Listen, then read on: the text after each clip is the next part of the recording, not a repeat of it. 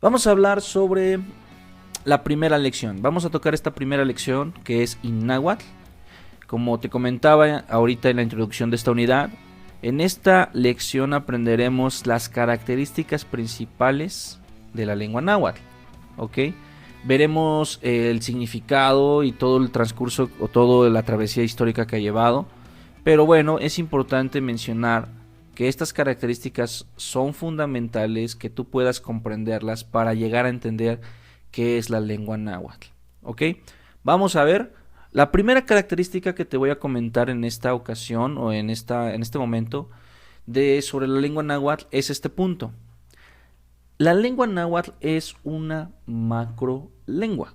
¿Sí? ¿Qué es eso de una macrolengua? Si tú consultas un diccionario o tú consultas por ahí a alguna fuente donde definan macrolengua, te van a llevar a algo similar como esto. ¿Por qué? Una macrolengua, te voy a leer lo que está aquí enfrente, designa a una lengua que existe en forma de diferentes variedades. ¿Qué es esto de variedades? Es decir, ejemplificando con la lengua náhuatl. La lengua náhuatl se le llama o se le define como macrolengua porque no nada más es una, sino de esta rama nacieron variantes, estilos que se pueden llegar a diferenciar un poco en concepto, en pronunciación o alguna cosa gramatical. La lengua náhuatl es una, pero de ahí nacen variantes, por eso es que se le considera una macrolengua. Pero no solo a la lengua náhuatl, sino modernamente también el árabe o el chino se les considera macrolenguas porque también existen variantes, existen estilos distintos, aunque se llame chino, aunque se llame árabe, aunque se llame náhuatl, aún así van a tener distinciones dependiendo la región, dependiendo la cultura, que esto es lo que te voy a comentar más adelante. Por eso se le llama macrolengua a la lengua náhuatl, al igual que algunos idiomas modernos, como los que te he comentado. Voy a seguir leyendo. Designa una lengua que existe en forma de diferentes variedades, estrictamente emparedadas. ¿Qué es esto? Como te comentaba, no porque tengan distinciones. A lo mejor tú estás aquí en esta lección y tal vez no sea tu primera vez y no sabías que la lengua náhuatl tiene variantes. Al hablar ya de variantes, estamos hablando, como su nombre lo dice, que va a haber distintas variedades. Y cuando hay variantes, va a haber distinciones. Pero que siempre van a estar emparedadas. O sea, siempre va a ser un solo idioma. Va a ser náhuatl, va a ser chino, va a ser árabe. ¿Sí? No le vamos a llamar de otra manera.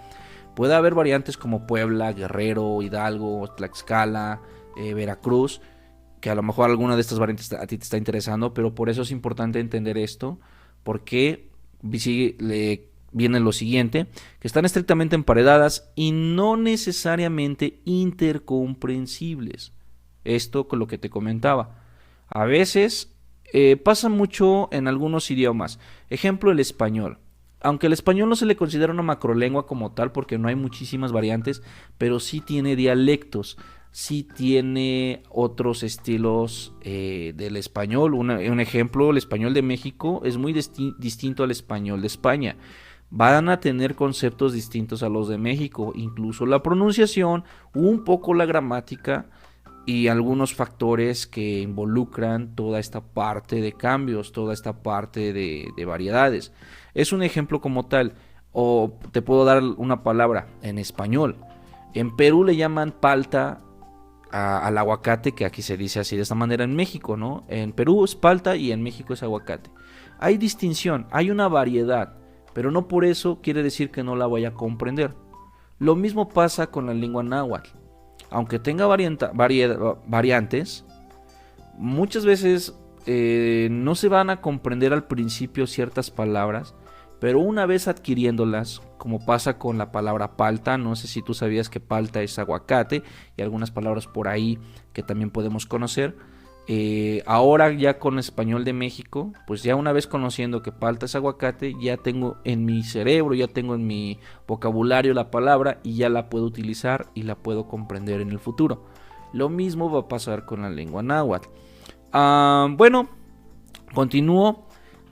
no necesariamente intercomprensibles, pero que por razones étnicas, culturales, políticas, religiosas, se consideran de una misma y sola lengua.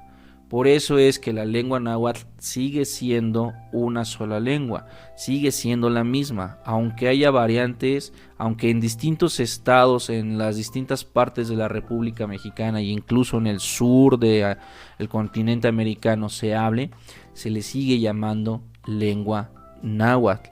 Una de las preguntas que luego nos hacen antes de entrar a un curso, preguntan ¿qué estilo de náhuatl aprenderemos? Y a veces es un poquito difícil explicarles, porque nada más dicen, si no es de Puebla no entro, o si no, no voy a estudiar, y si es clásico no estudio.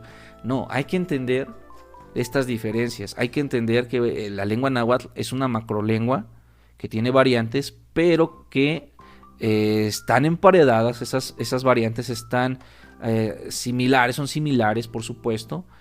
A veces va a haber diferencias en vocabulario como en todo idioma. En el inglés existen variantes, en el inglés, en el francés, en el alemán, en el español, también por supuesto en la lengua náhuatl. La única diferencia es que aquí internamente en la República Mexicana cada estado se le considera una variante, y voy a hablarte más adelante cuántas variantes existen aquí en la República Mexicana.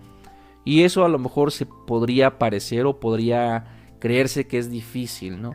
Pero no, por eso el objetivo de este curso es unificar esa parte, empezar con la base clásica. Una vez entendiendo la base clásica, vamos a empezar a asemejar, a diferenciar lo clásico con lo que hoy se habla, y vamos a empezar a distinguir que bueno, no hay tanta diferencia, tal vez en la pronunciación, en la gramática. La única diferencia es que han cambiado ciertas cositas, ¿no?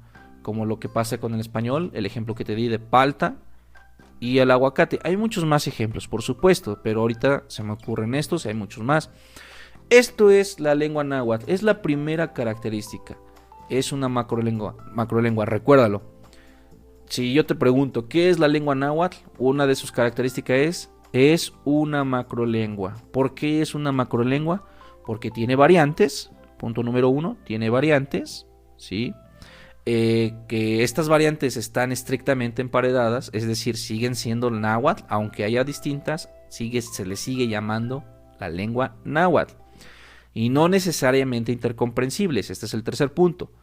Las variantes van a tener diferencias lingüísticas, van a tener diferencias de pronunciación, de vocabulario, pero ¿qué idioma no lo tiene? Muchos idiomas lo tenemos en ese sentido, ¿sale? Bueno, esta es la primera característica. Hago un paréntesis aquí para recordarte que si algo no comprendemos o requieres o tienes alguna duda de algún tema, es importante que te comuniques con el profesor, en este caso conmigo, para que podamos disolver todas tus dudas. Yo puedo hacerlo de esta manera dentro de las plataformas que se te ha especificado en este curso. Bien, pues una vez dicho esto, ahora vamos con la siguiente característica.